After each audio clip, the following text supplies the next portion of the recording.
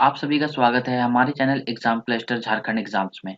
इस वीडियो में मैं आपको बताऊंगा जेपीएससी एग्जाम के बारे में। अगर आप जेपीएससी एग्जाम के बारे में कंप्लीट इन्फॉर्मेशन चाहते हो, जैसे कि ये एग्जाम कब होता है, कौन लेता है, कैसे इसका ज्वाइनिंग प्रोसेस क्या है, इसका सिलेक्शन प्रोसेस क्या होता है, एग्जाम्स कैसे होते हैं, इसमें ऑनलाइन होता है या ऑफलाइन होता है, टाइम कितना मिलता है प्री मेंस और इंटरव्यू के बीच में, टोटल मार्क्स कितना होता है इस एग्जाम में, उसके बाद फिर है कि टोटल सब्जेक्ट्स कितने होते हैं, इसमें आपको कितने सब्जेक्ट का एग्जाम देना पड़ेगा, मेरिट लिस्ट कैसे बनता है इसका, टोटल ओवरऑल जेपीएससी एग्जाम में मेरिट लिस्ट कैसे बनता है, ज्वाइनिंग कैसे दिया जाता है।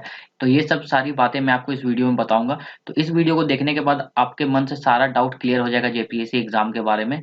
तो अगर आप जेपीएससी एग्जाम के बारे में कंप्लीट इन्फॉर्मेशन चाहते हो तो इस वीडियो को लास्ट तक देखिएगा, आपको सारा कुछ पता चल जाएगा बस एक ही वीडियो देख करके। तो चलिए इस वीडियो को शुरू करते हैं हम। वीडियो शुरू करने से पहले अगर आप हमारे चैनल पे न्यू हैं तो हमारे चैनल को सब्सक्राइब करना ना भूलें, ताकि आप जेपीएससी एग्जाम्स के हर एक नोटिफिकेशन से अपडेटेड रहें। तो हमारे चैनल को जरूर सब्सक्राइब कर लीजिएगा। तो चलिए अब देखते हैं।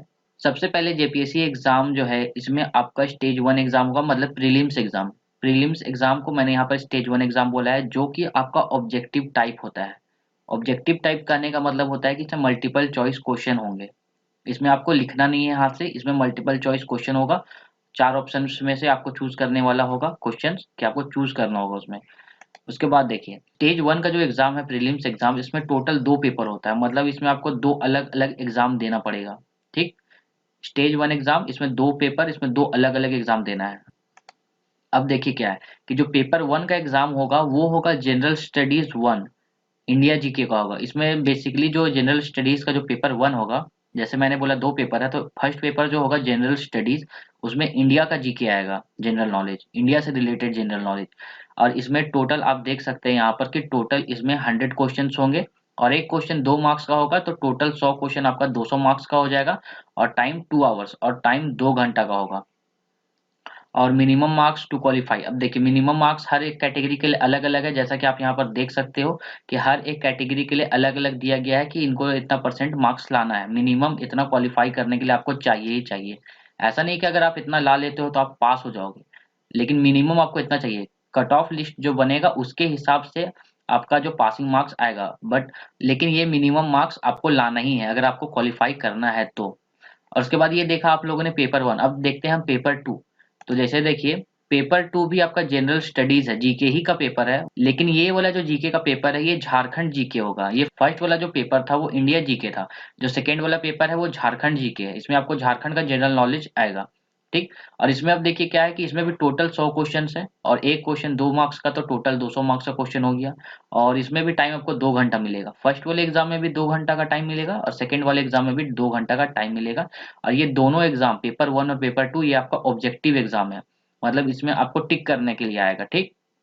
ये जेपीएससी का प्रीलिम्स एग्जाम था, मतलब स्टेज 1। इसको आप जब क्वालिफाई कर लीजिएगा, स्टेज 1 एग्जाम को प्रीलिम्स क्वालिफाई कर लीजिएगा, उसके बाद फिर आपको स्टेज 2 मेंस एग्जाम देने का मौका मिलेगा, ठीक।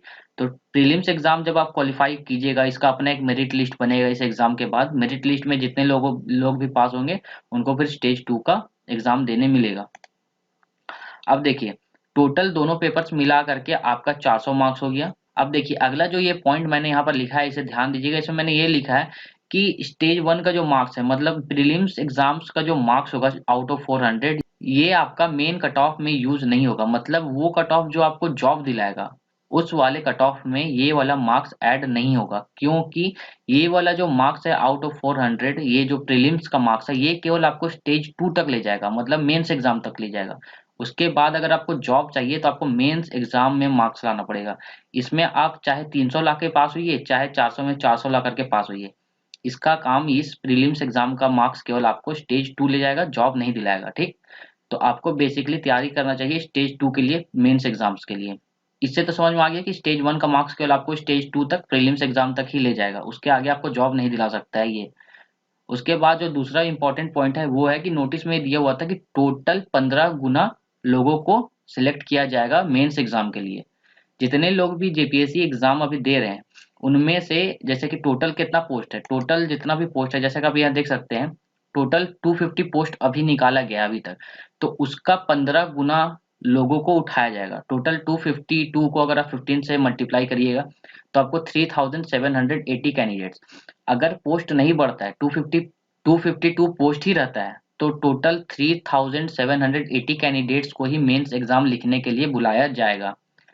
और वो की कितना है, 15 टाइम्स है टोटल पोस्ट का। टोटल पोस्ट 252 है अभी के हिसाब से। अगर आगे चल के बढ़ता है तो ये टोटल कैंडिडेट्स का नंबर भी बढ़ेगा, बट अगर 252 का 252 ही रह जाता है तो मेंस एग्जाम के लिए केवल 3780 कैंडिडेट्स ही क्वालिफाई करेंगे। ठीक, ये चीज ध्यान में रखिएगा।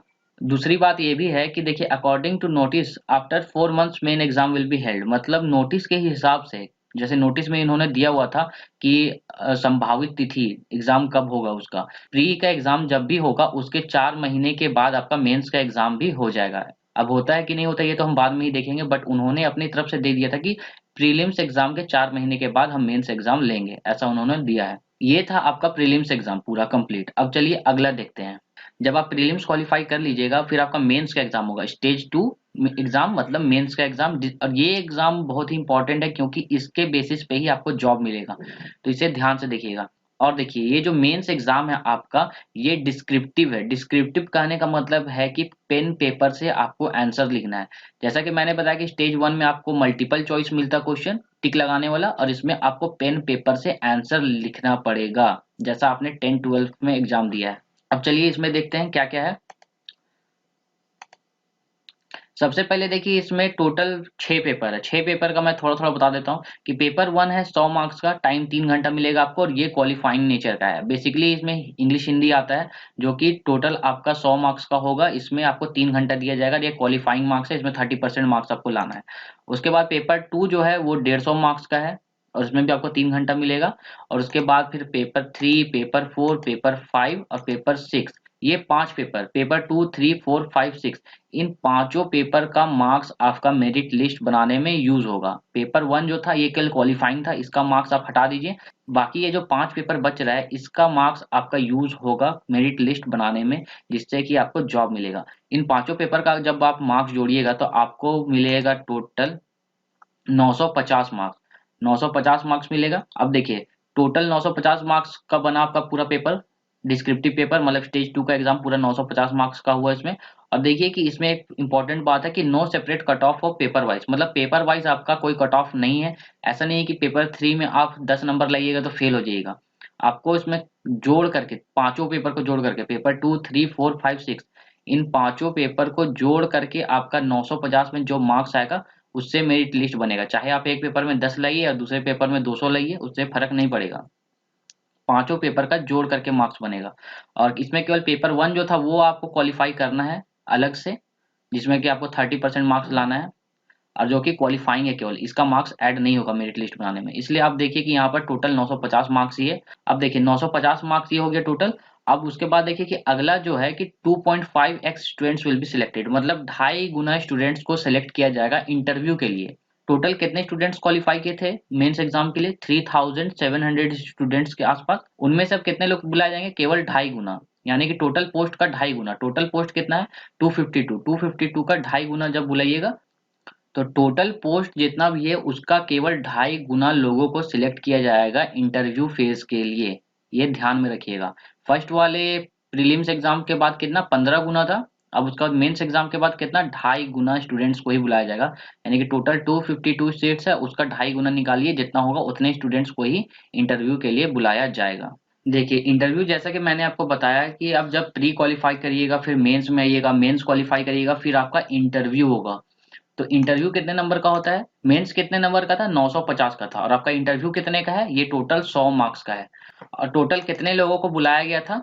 2.5 गुना लोगों को, जितना पोस्ट है उसका 2.5 गुना। तो टोटल पोस्ट कितना था आपका? 252 पोस्ट था, और इसका 2.5 गुना अगर आप निकालिएगा तो अभी 630 लोग हो जाता है। तो अगर वैकेंसी नहीं बढ़ता है तो टोटल मिला के 630 लोगों को ही केवल आपका इंटरव्यू के लिए बुलाया जाएगा। ठीक, तो यहाँ पर आपने देखा कि इंटरव्यू कितने नंबर का हो गया? 100 नंबर का। और टोटल कितने कैंडिडेट्स आएंगे इंटरव्यू के लिए? 630 लोग आएंगे। और मेंस कितने नंबर का था? 950 मार्क्स का। तो अब देखिए, और दूसरा जो इंपॉर्टेंट बात है वो इंटरव्यू में है नो डिस्क्वालिफिकेशन, कि इंटरव्यू में किसी को भी डिस्क्वालीफाई या कुछ नहीं किया जा सकता है। इंटरव्यू में ज्यादा से ज्यादा वो आपको कम मार्क्स देंगे या ज्यादा मार्क्स देंगे, वो कर सकते हैं, बट वो किसी को इंटरव्यू में डिस्क्वालीफाई नहीं कर सकते हैं। तो ये चीज अब हट चुका है कि इंटरव्यू भले आपका अच्छा जाए चाहे खराब जाए, ऐसा तो नहीं होगा कि आपको वो फेल कर देंगे। इंटरव्यू में ज्यादा से ज्यादा आपको 20 नंबर, 30 नंबर या 40 नंबर देंगे, बट ऐसा नहीं होगा कि आपको वो डिस्क्वालीफाई कर सकते हैं। ठीक, तो इस बात का टेंशन अगर आपको था इंटरव्यू का, तो इस बात को हटा दीजिएगा, क्योंकि इंटरव्यू का केवल अब मार्क्स मायने रखता है, चाहे वो 10 दे चाहे 20 दे, बट वो आपको डिस्क्वालीफाई नहीं कर सकते हैं। अब देखिए टोटल मार्क्स कितना हो गया मेरिट लिस्ट बनाने के लिए, 950 नंबर आपका मेंस का और 100 नंबर आपका इंटरव्यू का, टोटल हो गया 1050 नंबर। मतलब 1050 में से आपका फाइनल मेरिट लिस्ट बनेगा। जो जॉब वाला मेरिट लिस्ट होगा वो 1050 में से बनेगा, कि आउट ऑफ 1050 आपका कितना आया, उसके हिसाब से मेरिट लिस्ट बनाया जाएगा और उसके हिसाब से ही जॉब दिया जाएगा। ठीक, तो जो मेरिट लिस्ट है वो तो पूरा समझ में आ गया आपको कि 1050 का है। तो अगर आपको जॉब चाहिए तो आपको ये 1050 में से ज्यादा स्कोर करना है, ताकि आपको जॉब मिल सके। समझ में आया? तो ये आपने देखा। अब देखिए अगर आप इसे स्टेज वाइज ऐसे समझते हो, तो स्टेज 1 प्रीलिम्स एग्जाम होगा आपका, स्टेज 2 मेंस एग्जाम होगा, स्टेज 3 इंटरव्यू होगा, और इंटरव्यू के बाद आपका जॉब मिलेगा। ये आपका पूरा कंप्लीट प्रोसेस है, अगर आपको जेपीएससी का अगर जॉब चाहिए तो। समझ में आया? तो इस वीडियो में बस इतना ही। अगर आपको ये वीडियो यूजफुल लगा हो, और अगर आप झारखंड गवर्नमेंट एग्जाम से रिलेटेड कोई भी इंफॉर्मेशन मिस नहीं करना चाहते हो, और जेपीएससी एग्जाम से अगर आप अपडेटेड रहना चाहते हो, तो हमारे चैनल को जरूर सब्सक्राइब कर लीजिएगा।